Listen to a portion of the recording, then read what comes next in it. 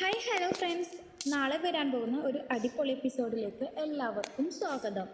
സുധീഷിനെ കുറിച്ച് ഒരു വിവരവും ഇല്ല എന്ന് നമ്മുടെ നിധി ഹരീഷിൻ്റെ അടുത്ത് പറയുന്നുണ്ടല്ലോ. അതിനുശേഷം നമ്മുടെ ഹരീഷിനാണെങ്കിൽ ഒരു ഇരിക്കപ്പുറതിയും ഇല്ല. ഹരീഷാണെങ്കിൽ ആകെ ടെൻഷനിലാണ്. സുധീഷേട്ടൻ എവിടെ പോയെന്ന് ഓർത്തിട്ട് ഇനിയിപ്പോൾ നിധിയുടെ അച്ഛൻ എന്തെങ്കിലും ചെയ്തോ എന്നൊക്കെ ആലോചിക്കുകയാണ് നമ്മുടെ ഹരീഷ്. വീട്ടിൽ എത്തിയതിന് ശേഷവും നമ്മുടെ ഹരീഷ് സുധീഷിനെ കോൾ ചെയ്യുന്നുണ്ട്. പക്ഷേ കോൾ അറ്റൻഡ് ആവാത്തത് കൊണ്ട് ഹരീഷ് വീട്ടിൽ എല്ലാവരോടും പറയാണ് നിധിയേട്ടത്തിയുടെ അച്ഛൻ സുധീഷേട്ടനെ ഭീഷണിപ്പെടുത്തിയെന്ന കാര്യം. ഈ വിവരം പറഞ്ഞ ഉടൻ തന്നെ നികേഷും സുഭാഷും കൂടി നമ്മുടെ നിധിയെ വിളിക്കുന്നുണ്ട്. അപ്പോൾ നിധി പറയാണ് സുധീഷ് ഇതുവരെയും വന്നിട്ടില്ല, ഫോൺ സ്വിച്ച് ഓഫ് ആണ് എന്നാണ് പറയണത്. അച്ഛൻ സ്വർണവും പണവും ഒരാളെ ഏൽപ്പിക്കാൻ വേണ്ടി സുധീഷിൻ്റെ അടുത്ത് കൊടുത്തു വിട്ടതാ, ഇതുവരെയും എത്തിയിട്ടില്ല തിരിച്ചെന്നൊക്കെ പറയുന്നുണ്ട്. അപ്പോൾ സുധീഷ് അവിടേക്കും ചെന്നിട്ടില്ല. ഇനിയിപ്പോൾ ഇവിടെ ഉള്ളവരെല്ലാവരും സുധീഷിനെ കുറ്റപ്പെടുത്തി സംസാരിക്കുക.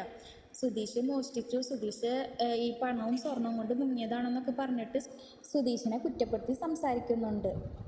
ഇതെല്ലാം കേട്ടതിന് ശേഷം സുഭാഷേട്ടനും എല്ലാവർക്കും ഇതൊരു ചതിയാണെന്ന് മനസ്സിലാവാണ്.